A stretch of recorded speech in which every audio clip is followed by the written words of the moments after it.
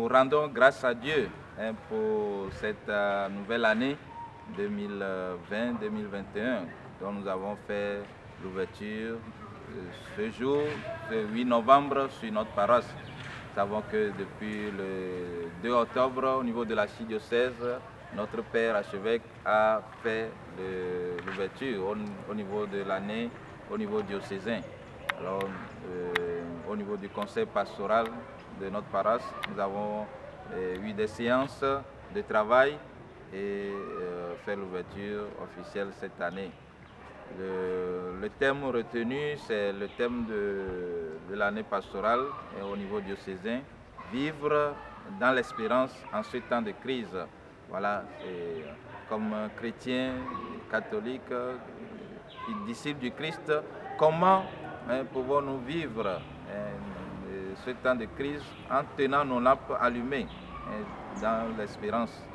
Alors c'est le thème que nous avons retenu pour cette année, et le projet éducatif et pastoral de nos paroisses est axé sur ce plan, et comme grande ligne, ce que nous appelons objectif spécifique, nous avons souligné d'intensifier l'annonce de la parole de Dieu, aider nos fidèles chrétiens à connaître les sacrements de l'Église, à y vivre. Nous avons aussi, troisièmement, souligné de renforcer la pastorale des jeunes, et quatrièmement, la pastorale familiale aussi qui doit être renforcée, et cinquièmement, nous proposons aussi des cours d'alphabétisation pour venir en aide à nos frères et sœurs qui ne savent pas ni lire ni écrire. Voilà ce que je peux dire en les grandes lignes de notre projet éducatif et pastoral 2020-2021.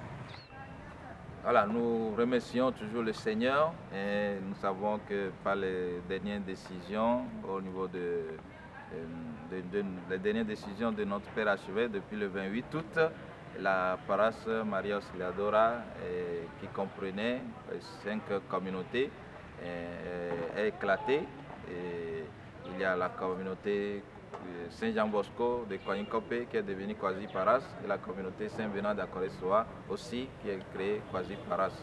Alors la paroisse Maria Auxiliadora, dans la reconfiguration actuelle, reste est composée de 3 communautés, Benyedi, de Kadjevi et Ablogame. Et cela nous donne, oui, ce fond de crise sanitaire aussi, la possibilité de repenser l'approche pastorale, où nous pensons avec la communauté salésienne, avec le conseil pastoral, pouvoir faire une approche pastorale de proximité. C'est-à-dire nous ne pouvons pas, en ce temps de crise, encore organiser de grandes activités, des regroupements au niveau paroissial de toutes les communautés, mais nous allons essayer d'approcher les communautés à la base, de travailler avec les associations, mouvements à la base. Donc c'est un peu la projection que nous sommes en train de faire. Alors, c'est pour parler d'une exhortation à l'endroit des fidèles en ce début d'année pastorale. Et je dirais, je vais reprendre un peu les mots de l'Évangile aujourd'hui, où le Seigneur nous dit de veiller et prier. Et je crois que c'est bien une parole qui nous est adressée à tous disciples du Christ en ce temps de crise sanitaire, où vraiment nous pouvons nous laisser aller au découragement. On peut dire, bon, il y a beaucoup de choses qui se passent dans le monde qu'on ne comprend pas, etc. Et la foi peut prendre un coup. Alors, j'invite tous nos frères et sœurs chrétiens à garder la lampe allumée, à vivre l'espérance dans le Christ, et à marcher fidèles dans leur foi, dans la pratique de leur foi, et le Christ ne nous abandonnera jamais.